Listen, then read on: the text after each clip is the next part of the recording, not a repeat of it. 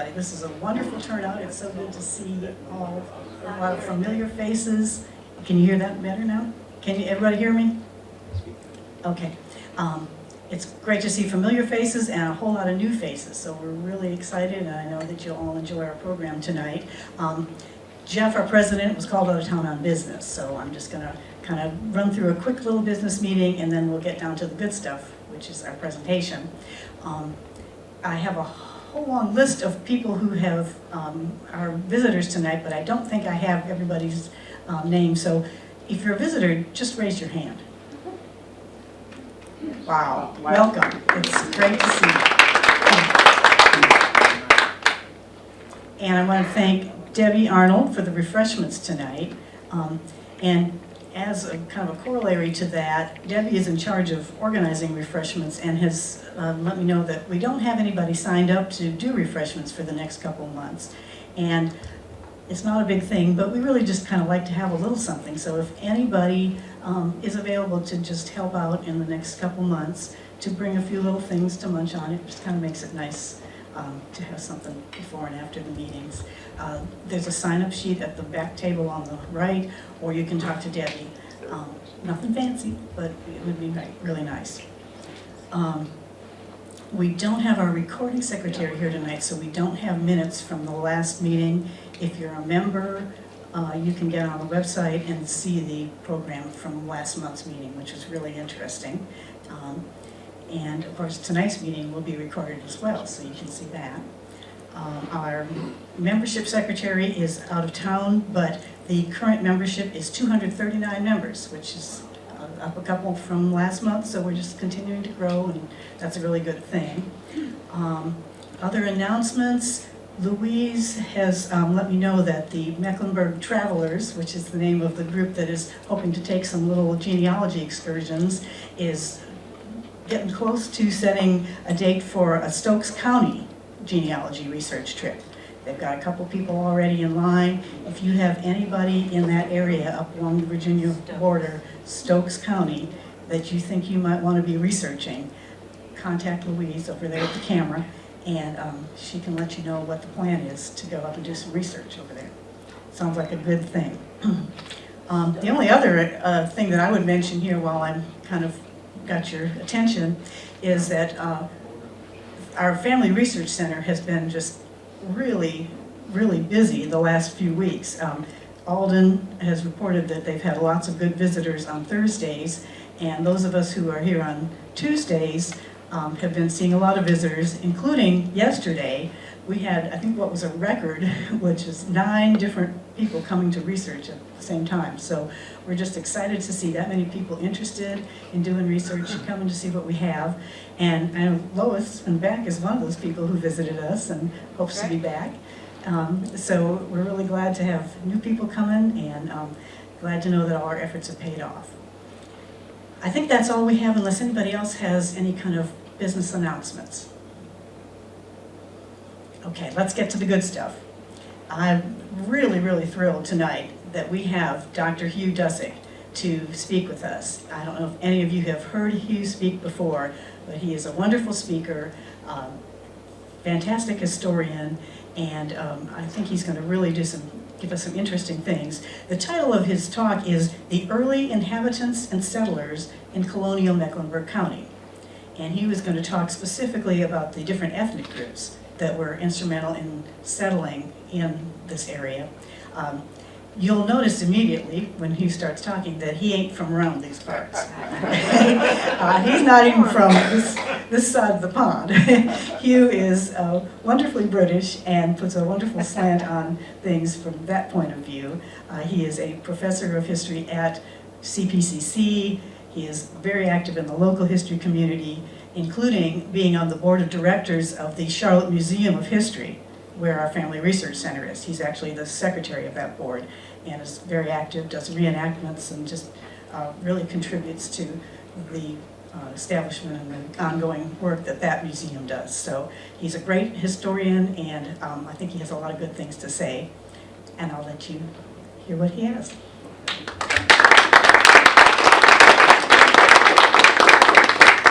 Thanks, Lynn. Well, okay, I'll have to live up to all that now, won't I? And I'm surrounded by such an august community of folks who know by Alexanders and Beatties and people from the community, and as you can tell, I'm not from here, I'm from London, England. But I've lived here for about 25 years and been fascinated by the history of this area. And so I was asked to put together this talk, which is based on some of the research I've done over the years, really about who was here. We won't go into the revolution. We're going to go up to the revolution, but we're not going to go into that. We're just going to see who was actually here at that moment. So let's have a little look. We're going to have a look at the Native Americans and the Scots-Irish, who were they, African Americans and Germans, which includes others like the Swiss who were here at that time. So let's go and have a look, start off with the Native Americans first of all. Well, has anybody been out to the Big Rock? Who's been to the Big Rock? Okay, it's sort of stuck out there in Ballantyne near the interstate, nearing a housing estate, but it's been a meeting site for Native Americans for thousands of years, and you can go and have a look at it, and periodically it gets covered with graffiti and the county has to come by and sort of cover it up. But that's sort of a vestige of the old world there. But of course, as you just saw, the tribe that we know very well near here, of course, are the Catawba. So, well, who are the Catawba? And well, we can have a look at the Mouzon map, which is from about 1774, and you can see the Catawba Nation right here. The Catawba, spelled slightly differently, but never mind. And this is a picture from much later, but it shows their traditional clothing and their traditional headdress, the Catawba. And the Catawba are very well renowned for their pottery. Catawba pottery, very distinctive. And this is a Catawba dwelling. They didn't live in teepees, they lived in bark huts, which must have been quite cozy, I suppose, really. I like to tell my students about this, that Nations Ford Road, as I expect you may well know, was the old road from Charlotte down to the nation of the Catawba, and he went over a ford. And people are surprised that it's a historic road, but it is. It's may not be following its original path, but there we go. I went out there quite a few years ago to have a look at the Catawba Visitor Centre, and we'll go and do that. And a few years ago, we put up this statue at down near our central campus, outside the culinary building. That's King Haigler there, spelt sometimes differently, sometimes Haigler, and he has various other names. But King Haigler and Thomas Cannar Spratt there. Now the statue of King Haigler is based on Chas Fagan, who made the statue, the sculpture. He got hold of the archives, the British archives of gifts we like the British, we the British had given him to King Haigler. And so what he's wearing is based on what we had given King Haigler. And this is a quote from what was apparently said at this meeting in 1754 between the British officials and King Haigler. And this is King Haigler here. "We never had the pleasure of seeing our good brother, the President of North Carolina, as yet. But this let our brother know that we want to be brothers and friends with him and all his people, and with the great king over the water and all his children." King Haigler was pretty wise, pretty smart. He could see the way the wind was blowing, and he cooperated well with the Europeans who came here. Now, Native Americans tend to divide up according to their language group, and the Catawba, along with the Sugaree and the Waxhaws, were all Siouan. They have the same language, so they somehow feel connected together. But the Sugaree and the Waxhaws died out, largely because of disease and warfare, and the Catawba took over, and they became a sort of a melting pot of many other Siouan-speaking tribes who were pushed out from the east. So the Catawba became a sort of composite of other tribes together. They didn't like the Cherokee. The Cherokee another group further out to the west. They're Iroquoian, they didn't like the Shawnee. They're another group, they're Algonquian. They didn't get on. There's already a long history of interaction and not getting on between these various tribes. And that actually what happens to poor old King Haigler, because eventually down there in South Carolina there's a spot where he got ambushed by the Shawnee and taken out, I guess is the word you could say. So that was poor old King Haigler. So that's the Native American part. Something that's come up in history, the study of history in the last, say, 20, 30 years, is realizing how different areas of the early, what became the United States, the colonies, connected somehow to areas, some way to areas in Britain. Like large groups of people came over at a specific time and influenced the culture particularly. So you can look to New England, the name, it goes back to East England, East Anglia, in that part of the British Isles. You can look at the Chesapeake and you can sort of trace it back to London and the South and the West, a different group. You can look at the middle colonies and think, well, they kind of connect to the Midlands. And of course, you can look at the back country, which is what this was, where we are right here now, and you can see how that connects to the borderlands between Britain and England and Scotland, and we shall get to them, the Scots-Irish. And so they had a very distinctive influence on this area because a large group of them came at a specific time and did a lot here, which we'll get to. Well, here is North and South Carolina. Well, let's sort of have a little look at the history of this, and then we'll get to the Scots-Irish. You know, the Spanish were here. I mean, we don't tend to remember that, but he stomped all around this area, and then they had a settlement for a short time up near Morganton. Warren Wilson College is doing some excavations up there. They were there for a short while. They never found the gold, which I always think is surprising. You know, I'm sure they were looking for that, but we know there's gold here, but they came through and they just missed it. Somehow they missed it. But they did settle for a while here. But that was before, of course, the failed experiment at Roanoke.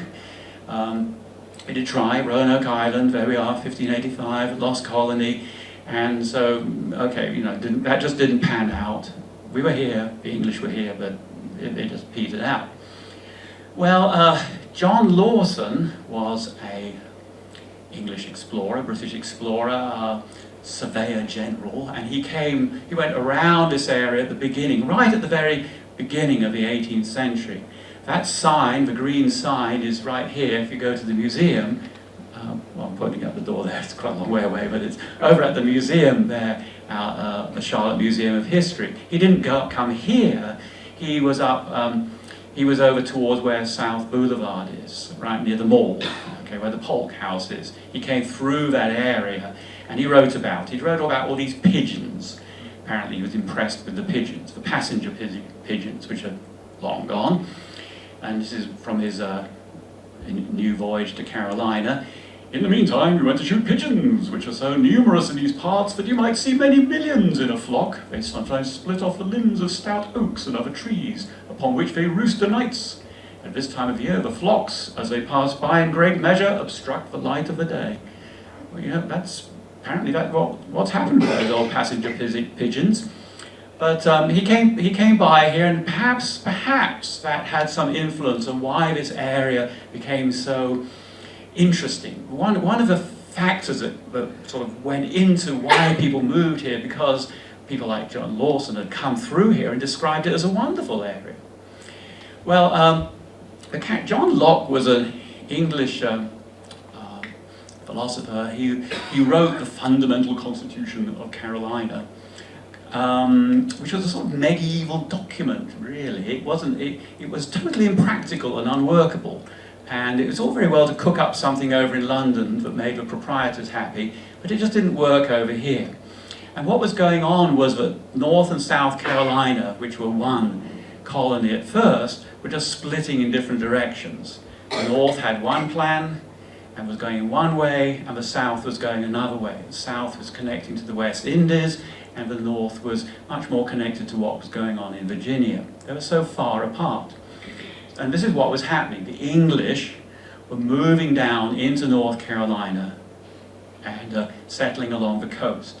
Little towns like Bath and Edenton, they were setting up, they're just moving, just coming south across the border from Virginia. Then, well, part of the problem, you see, was inland here were the Tuscarora. And the Tuscarora were a powerful Iroquoian tribe who, so that limited settlement inland, but there were some wars with the Tuscarora, and eventually the Tuscarora were defeated, and the Tuscarora headed off north and joined their other tribes up there in the New York area, and it became, instead of the 5 nations, the 6 nations, because the Tuscarora joined in there, and they left North Carolina.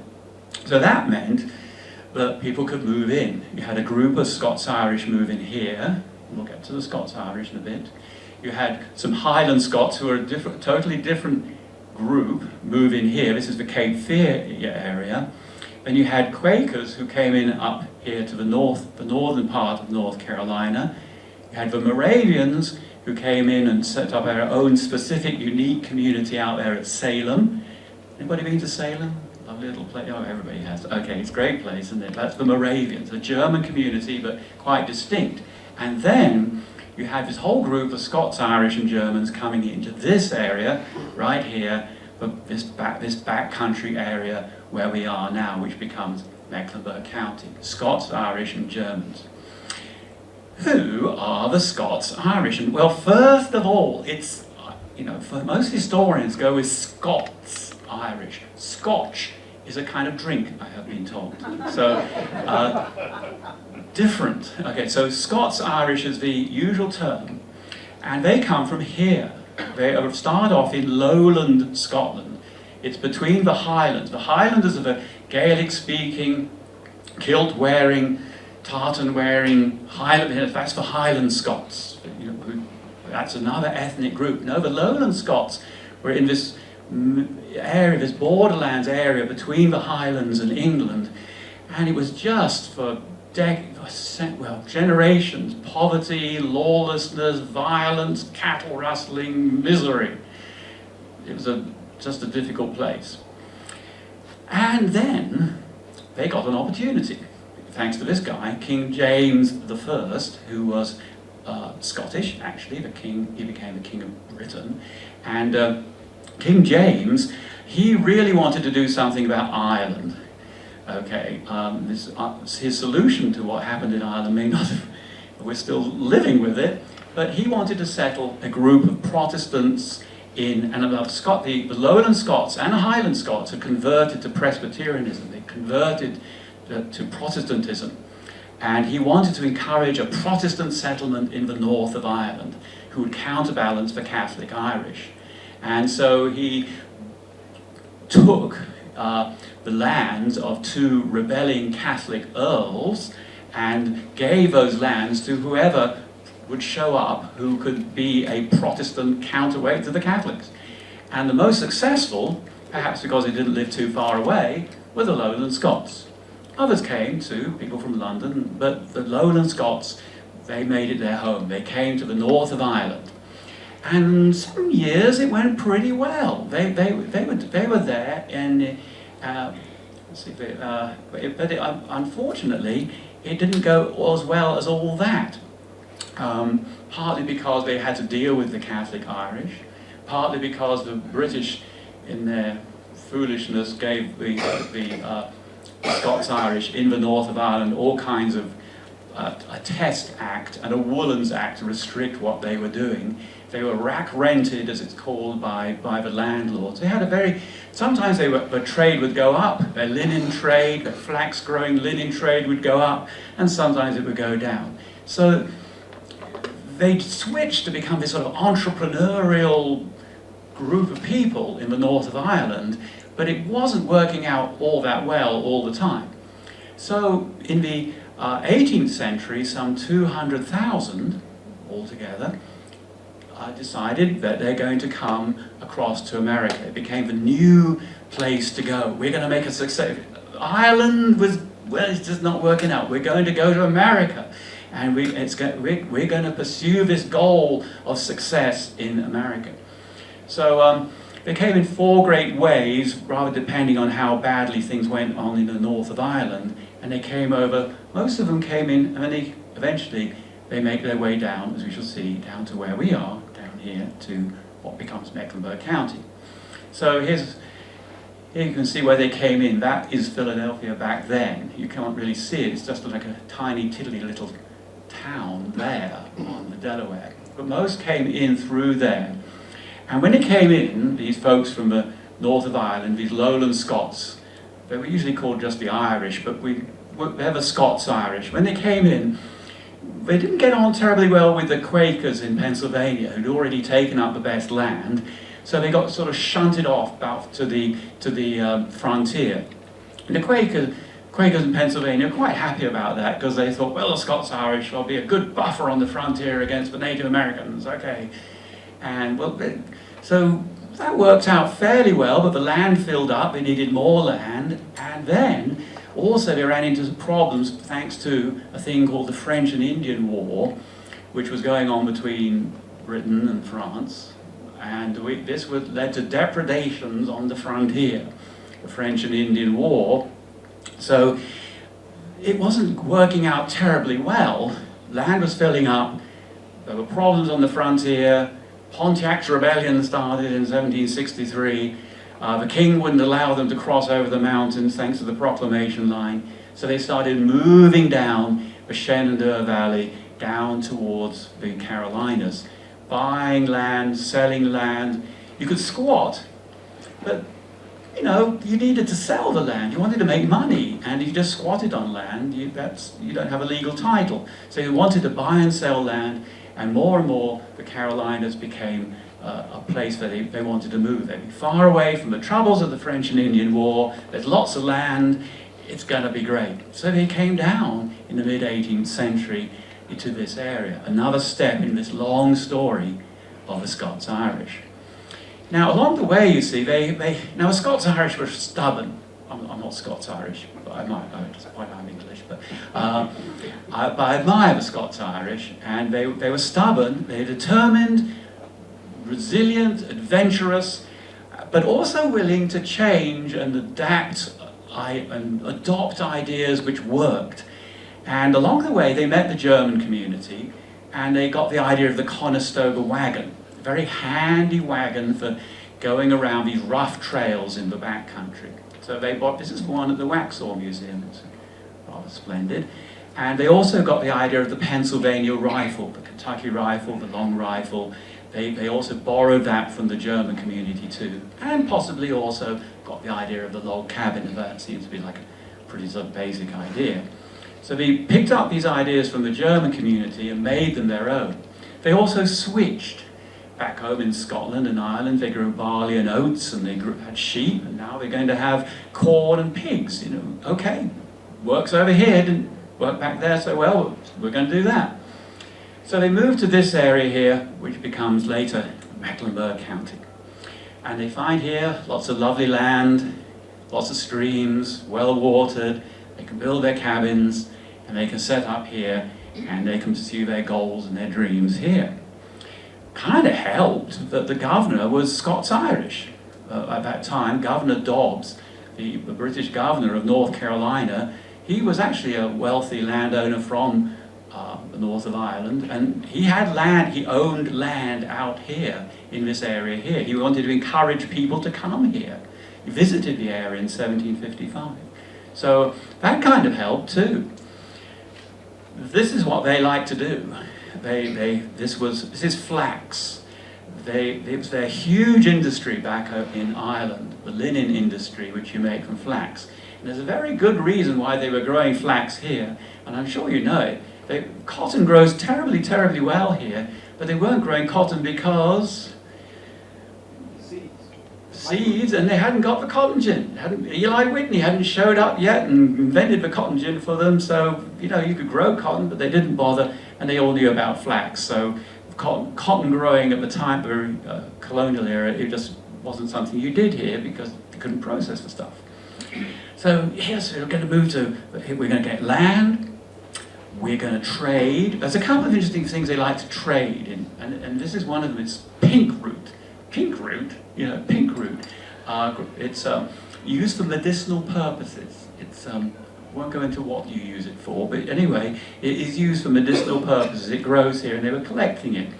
And they were also collecting animal hides, hunting all this wild game here, and then shipping it off up to Philadelphia or down to Charleston, selling it, and then bringing in all the things that people needed.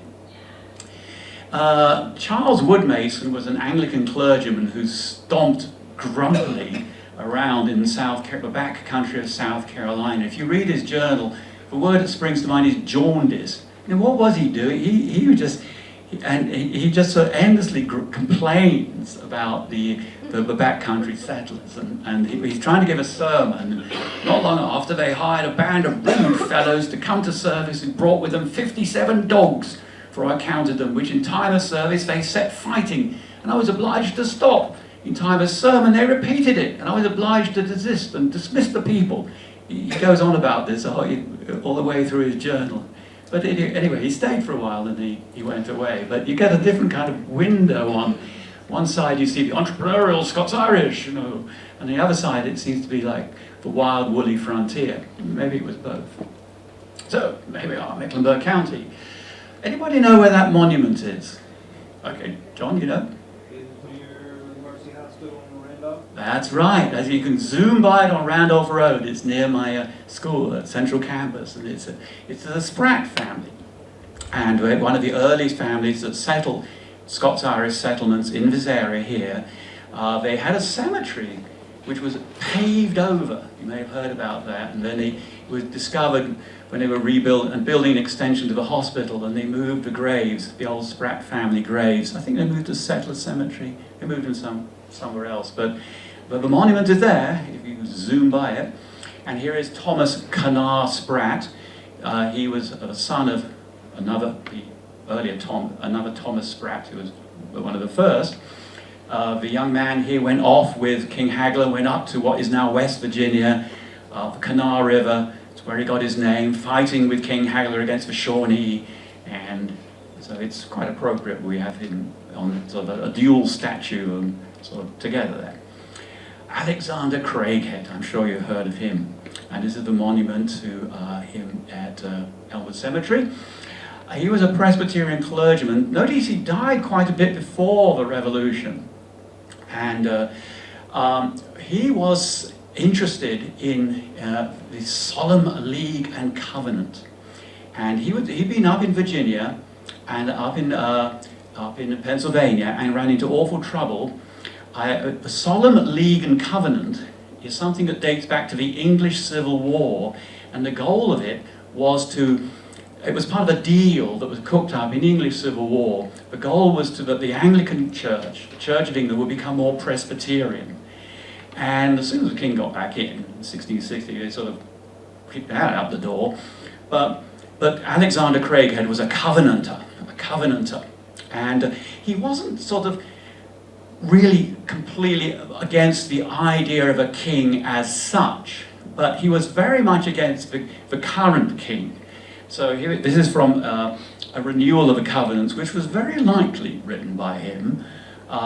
We do likewise enter our testimony against George I, his having any legal right to rule over this realm, because he being an outlandish Lutheran, and likewise against George II, for there being sworn prelatics, the head of malignants, and protectors of sectarian heretics, and electory princes of Brunswick, in choosing of new emperors, which is there giving their power to the beast. That's the sort of stuff that gets you put in prison, you know. So he was down here. He didn't write this down here, but he wrote this up and was published in Pennsylvania. Benjamin Franklin published these things. And but so he was down here in this area here, certainly a radical, and there were an Anglican clergyman, Andrew Morton, who refused to come here because he'd heard that Alexander Craighead was here. I'm not going there. But he was instrumental in organizing the Presbyterian churches, the first Presbyterian churches here in Mecklenburg County. The Scots-Irish were at least nominally Presbyterian, if not fervently, and so this becomes the famous Seven Sisters. I'd just like you to have a quick look at that list and tell me something about this list of the 7 sisters. Do you notice something about this list? There's none downtown, still there. They're still there, and they're not all in Mecklenburg County, and there's actually 8, because the lists don't all agree. When you start looking through the lists in different versions of history textbooks and presbytery reports, there are different versions. You know, we know Sugar Creek and Rocky River, or Sugor Creek, and Hopewell, but the others, some are in one list and some are in another. And of course, Mecklenburg County was bigger then. It included Cabarrus County up here. Absolutely, going to get to that, absolutely. Now, so Alexander Craighead died long before, 9 years before the Revolution. But the Great Awakening was happening during the 18th century. George Whitefield was an English Anglican clergyman who encouraged the enthusiasm which gave new life to the Presbyterian Church and many other denominations. The new side of the Presbyterian Church became a powerful evangelizing force down in this area. And so, yes, a whole interesting, exciting story about it. He came to America 7 times. George Whitefield was the grand itinerant, they called him. And clergy who had been educated at the Locke College, as they called it, didn't have to go back to England, but they were educated in America, went to Nassau Hall, the College of New Jersey, now Princeton, got this, they were imbued with and quite radical ideas going on at the College of New Jersey too. As the revolutionary issues start, things like the Stamp Act of 1765. So these were the clergy who came down to this area here. People like Hugh McAdam, another Hugh, Hugh McAdam, this is Rocky River Church, came through this area here, evangelizing and helping them organize their communities. This is the Rocky River Church up here in Cabarrus County. Here we are. Alexander Craighead was a pastor, but Hugh McAdam came through, and Reverend McWhorter. I found these pictures up at the Yale Library with his wife. He was a significant, he stayed here later on in the Revolution, but he visited here in 1764, helped them organize their communities. And they were always, the Presbyterian churches would say, please stay, we need a pastor, please stay. And it was very hard to get anybody to stay. But they set up, these are not the original buildings, of course, and the locations have moved a bit, and these are later buildings, but the Sugor, or Sugar Creek, now since 1924, Sugor Creek Presbyterian Church, but the graveyards are still there, sort of sandwiched in between the Rite Aid or something or other, and they're still there.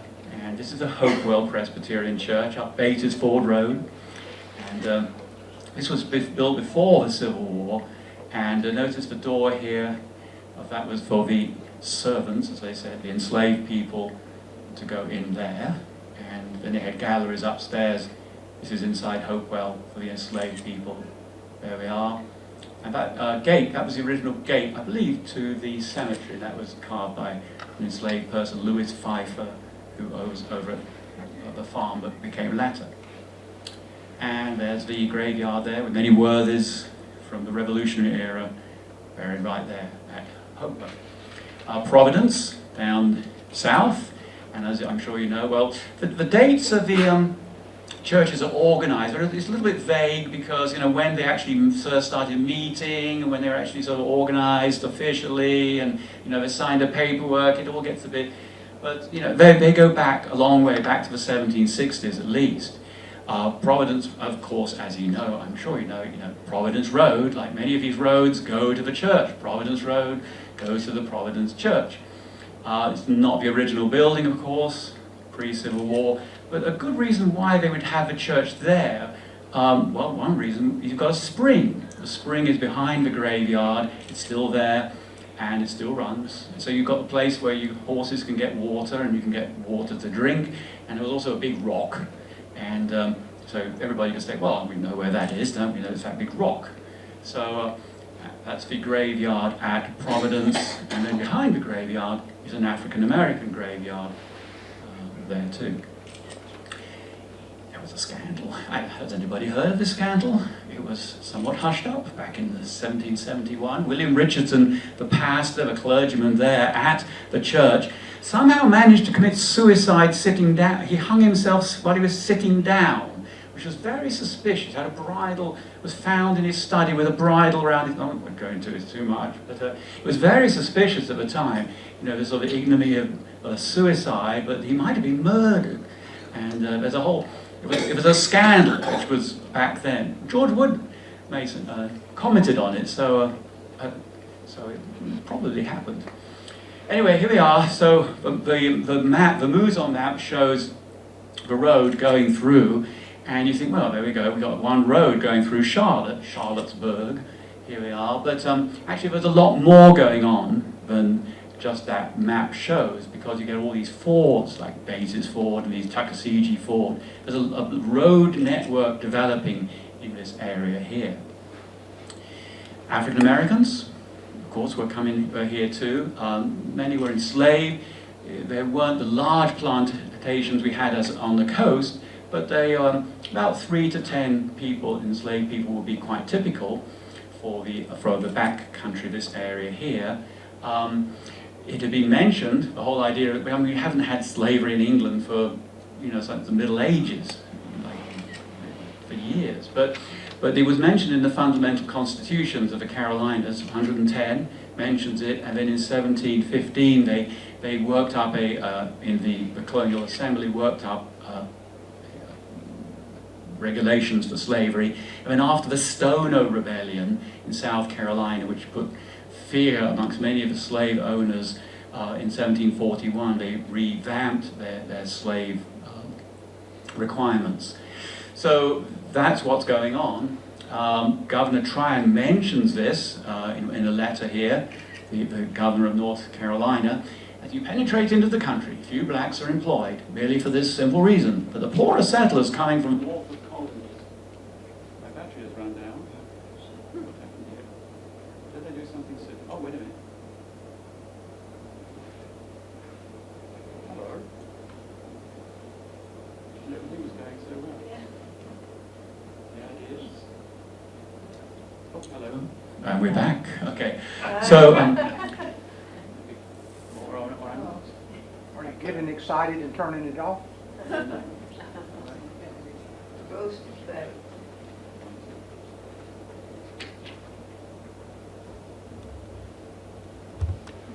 okay, so where are we? Governor Tryon. Have not more. So let's do it again. As you penetrate into the country, few blacks are employed, merely for this simple reason that the poorer settlers coming from the northward colonies have not more than a sufficiency to erect a log house for their families and procure a few tools to get a little corn into the ground. This poverty prevents their purchasing of slaves.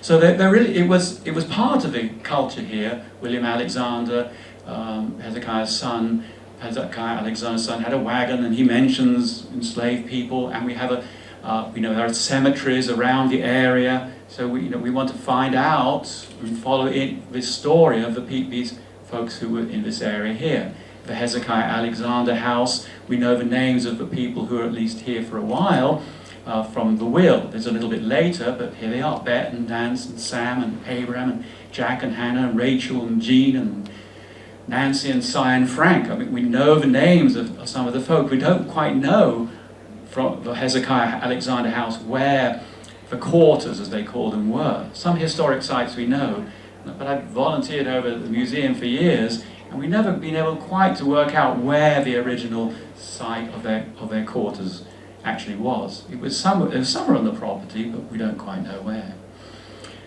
Germans came, and when I say Germans, they're folks who are German or German-speaking, because some of them were Swiss. And they're often called, they come from the Palatinate, which is sort of on the middle Rhine of Germany.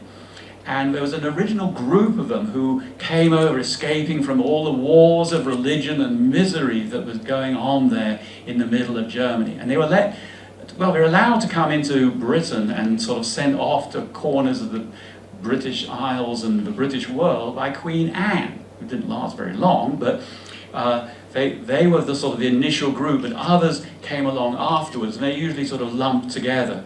as coming from the Palatinate, but they didn't all. And they sort of more or less followed along with what the Scots-Irish were doing. It was pretty much the same story. And even here in Mecklenburg County, it was in many ways, it was a very similar story. Again, they gave the Scots-Irish their inventions, the Conestoga Wagon and the long rifle. And they settled in the northeast part of what was Mecklenburg County then, which is now Cabarrus County, Dutch Buffalo Creek. Of course, they're not Dutch. My wife's Dutch.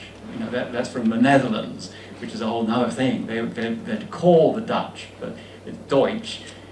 Yes, you know this. Okay, so you're a genealogist, so you know this. So the Dutch Buffalo, there was an Irish Buffalo Creek and there's a Dutch Buffalo Creek, and it's up there in what is Cabarrus County. Martin Pfeiffer, and they're spelled differently, but you know the name changed. But he was an important colonial official representing this area here, and the Barringers were important too, and these were important local families, the Pfeiffers and the Barringers up there. And their churches. We have the Coldwater Church, and this was Samuel Souther. Samuel Souther survived a shipwreck. He was from Switzerland. All his family died, but he got here somehow by the skin of his teeth, and ended up being the pastor at the Coldwater Church in 1768. Governor Tryon met him and went to a service out there when he came through at that time. And you can see the sign. I found the sign, had to move some of the shrubbery away to take a picture of it, but there it is, the Coldwater Church. And then the St. John's, they applied to the consistory of Hanover. They wanted to get a pastor for their Lutheran church, so they applied, and Governor Tryon sent a letter too, and eventually they got this fella, Adolf Nussmann, who came over here for the St. John's Lutheran Church and other churches. So then they got on fairly well. They met together, and then they got on fairly well, the Lutherans and the Reformed. And we're coming to the end here, I guess you could say. They were still at this time loyal to the crown. Yes, they were. Of course, as we all know, it was George III and Queen Charlotte back at that time.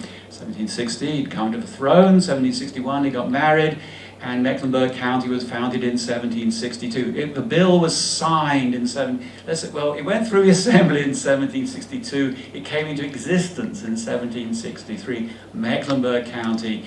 Enough people were here, they could split off a chunk of land from Anson County, and he named it in honor of Queen Charlotte, who came from Mecklenburg-Strelitz in Germany. She was a German princess originally. So they called it Mecklenburg County, and I can't find any evidence, but I'm sure it all smells strongly of currying favor with the crown. You don't just name your county after the Queen, where the Queen comes from, for no good reason. I mean, you could call it something else, like Salisbury up the road, but no, they called it Mecklenburg County. The War of the Sugar Creek, Dobbs, Henry McCullough got this great swath of land given to him by the king in vast quantities of North Carolina, and Governor Dobbs and John Selwyn got some of this land, 200,000 acres each, quite a lot of land. They wanted to sell it to the settlers, and it ended up with a war. The Alexanders were on one side, and the Polks were kind of cut out. Thomas Polk was very mad about that, cut out of the deal, and attacked a surveying crew, and there was a whole hoo-ha over this, but eventually they resolved it, and Thomas Polk was allowed to become part of the group who were going to run the show here in Mecklenburg County. So Charlotte, or Charlottetown, was founded, or Charlottesburg, 1768. And right here, it's on Charlottesburg on this map. And this is from the original deed.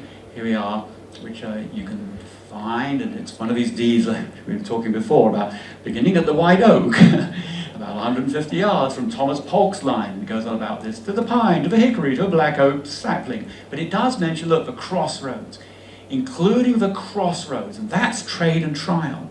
It was just a dusty crossroads then, but that's going to be trade and trial, right by Thomas Polk's house.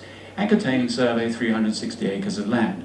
And it was part of the deal at the end of the War of the Sugar Creek is over, but they're going to put the town there.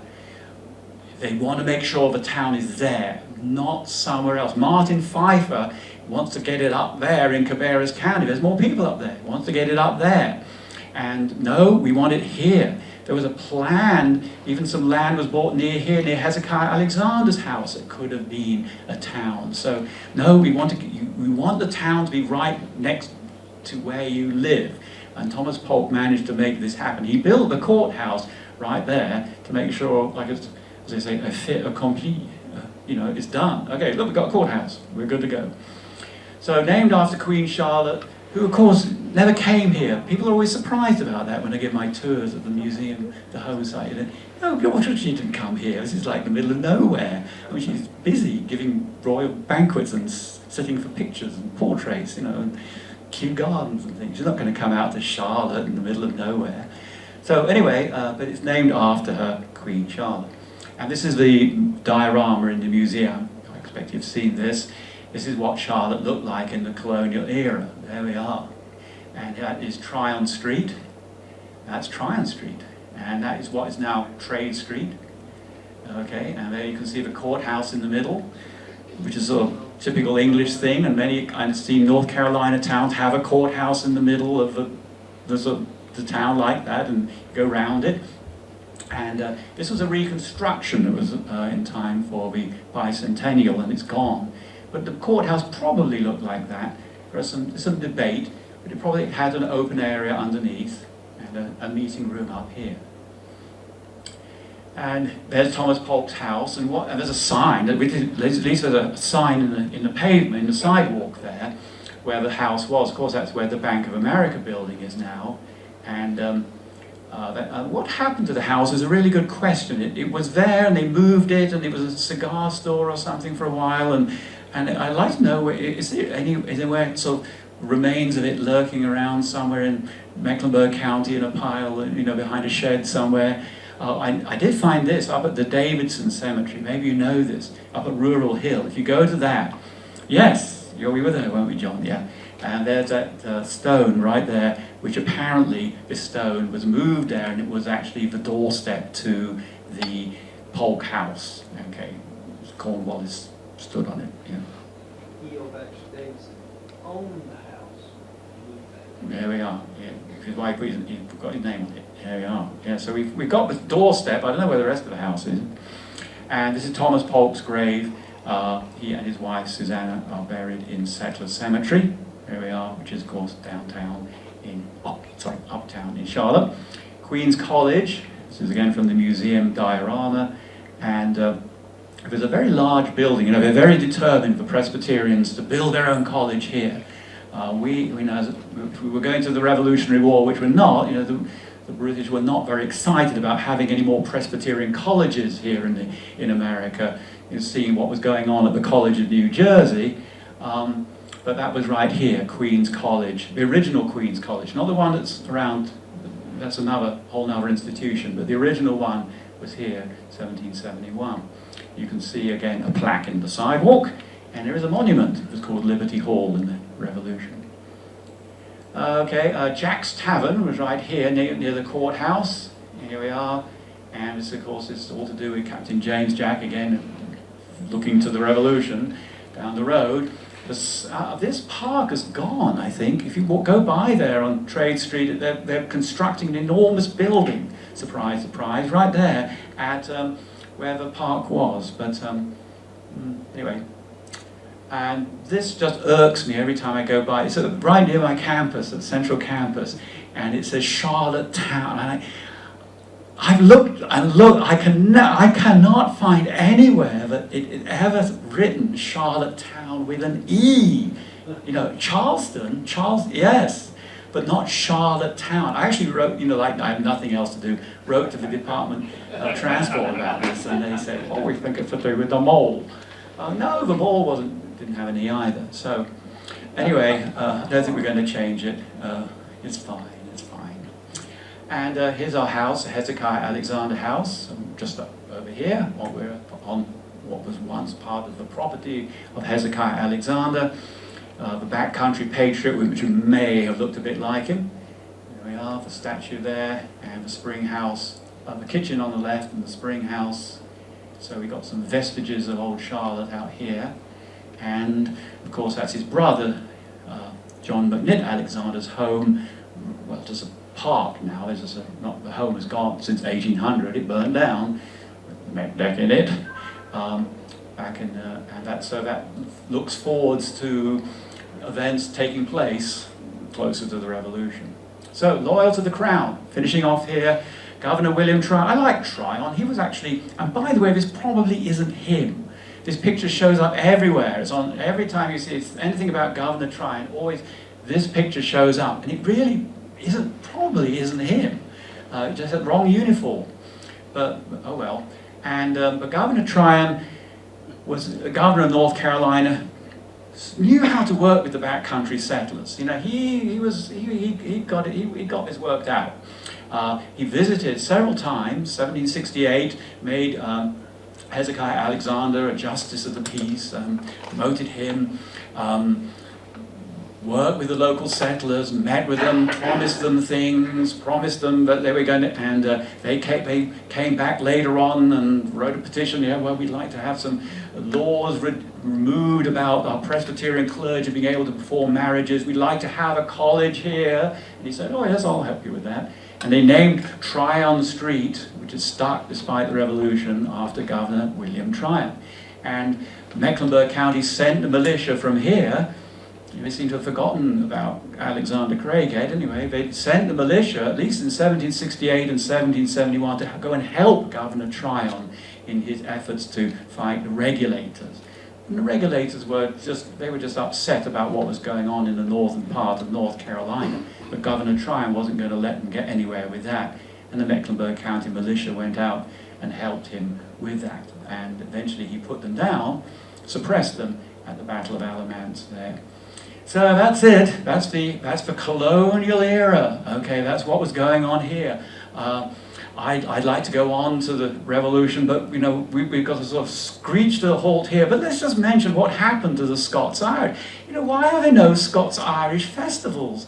There are probably one or two, but you know a lot of Highland, Rural Hill and Grandfather Mountain, the Highland Scots. But they're not the Scots-Irish. I mean, maybe the Scots-Irish sort of join in, but no, the Scots-Irish are a very distinct, anyway, the Scots-Irish start off here. They're the lowland Scots. We got this. They go to the north of Ireland. They go to America. They come down here to the back country of the Carolinas. And then they go on west. You know, when the frontier's moving, they're looking for new land, new opportunities. Tennessee and Kentucky open up, and then there's new places for them to go. They can pursue their dreams and goals out there. And they just keep going west. And in many ways, you know, many famous, well-known Americans look back to the Scots-Irish. Andrew Jackson, who of course came from the Waxhaws here, and he made his name further out west, but he came from here. A Polk, right there in Pineville, again he made his name further west, but he's from here. We've got Ulysses S. Grant, he's a Scots-Irish, and sort of going on a little bit further, John Wayne's Scots-Irish, John McCain, Elvis, they're all Scots-Irish. Oh yeah, oh really? Oh, okay, fame. Okay, so they really became, they sort of merged into America, and in a way, the Scots-Irish, I think, kind of became America, strongly influenced, but where are the Scots-Irish festivals? I don't know. Anyway, that's my story, and so we'll finish here. I'd be glad to take any questions, and if I don't know the answers, I know many of you here will know the answers to those questions, so, but I will do my best. Okay, thank you.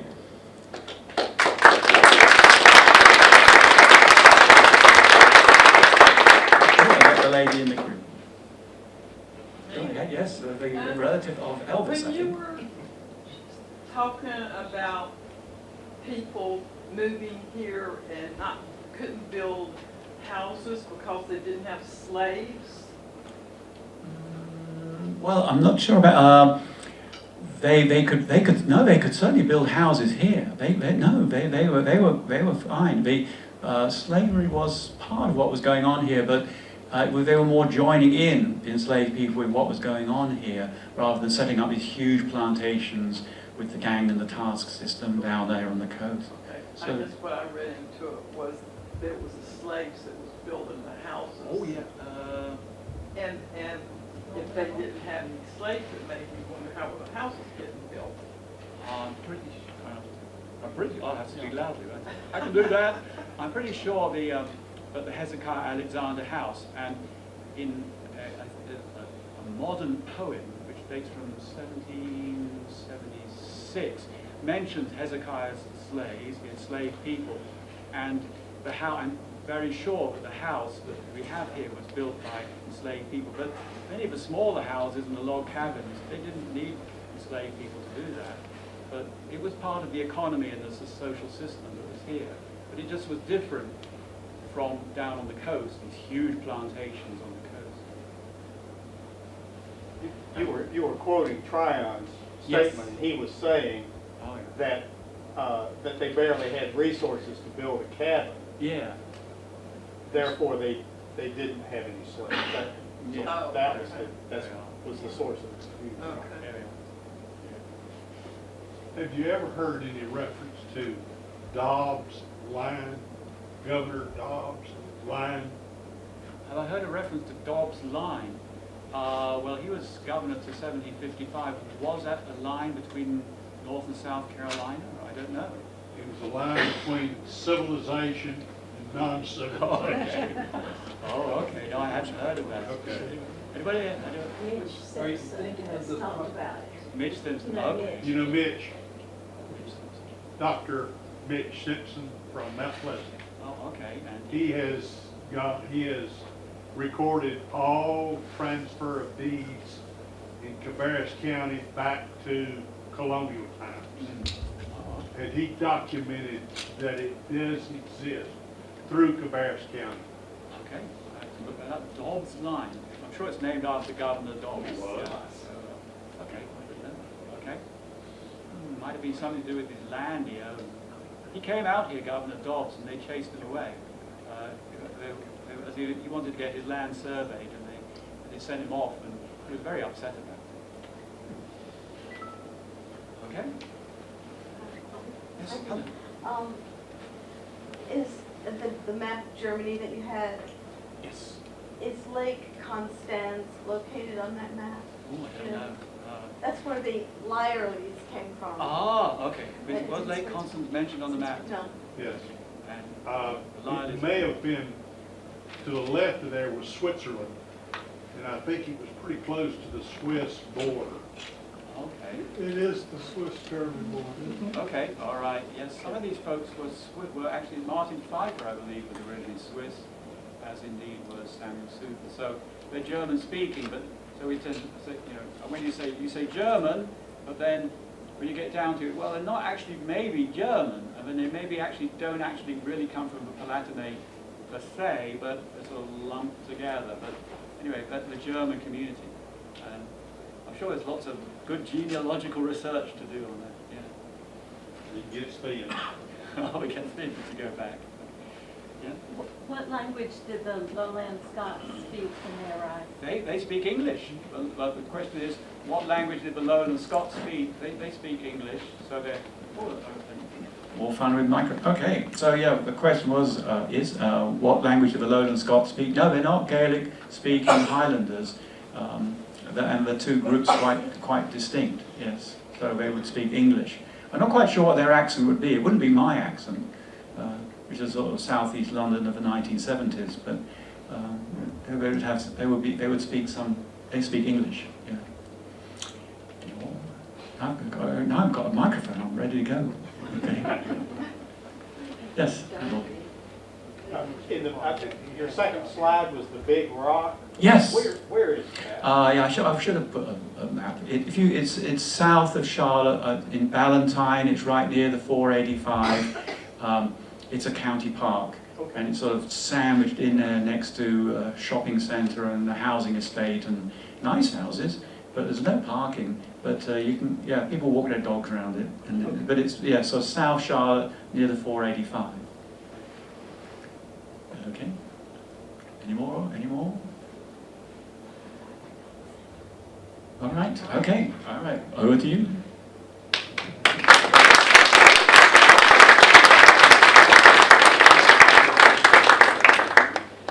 Wow. Don't you wish you had him for your history teacher in school? I mean, that just made it so clear, and even if you don't have Mecklenburg ancestors, I think it really just gives a wonderful overview of how the migration patterns worked and just, you know, kind of brings to life what was happening in the early history. So thank you very much, Hugh. That was wonderful. And if you enjoyed Hugh's talk, just as a kind of a little plug for the museum, the Charlotte Museum of History, right next door, where we have our office upstairs, has a series of presentations called Teas of the British Isles. And there are 3 more left this year, once a month on a Sunday afternoon. They have a little kind of an old-fashioned tea where they serve a little tea and a little bit of kind of sandwich goodies and everything. But the speaker at each of these little teas is none other than Hugh Dust. And Hugh is speaking July 28th about Agatha Christie. And just the British point of view of Agatha Christie, her characters, and some of the, I think, the British connections that he knows about. He's doing one on Downton Abbey, and he's doing one on the back country of Mecklenburg. So they're really interesting, and if you're at all interested in hearing more of what Hugh has to say or supporting the museum, go online and you can still get tickets for those. So a little bit of a plug, but I think it's well worth it. The other thing I have to do is let you know about next month's speaker. Next month we are having Gina Price White. She is actually the director of the Louise Pettis Archives at Winthrop University.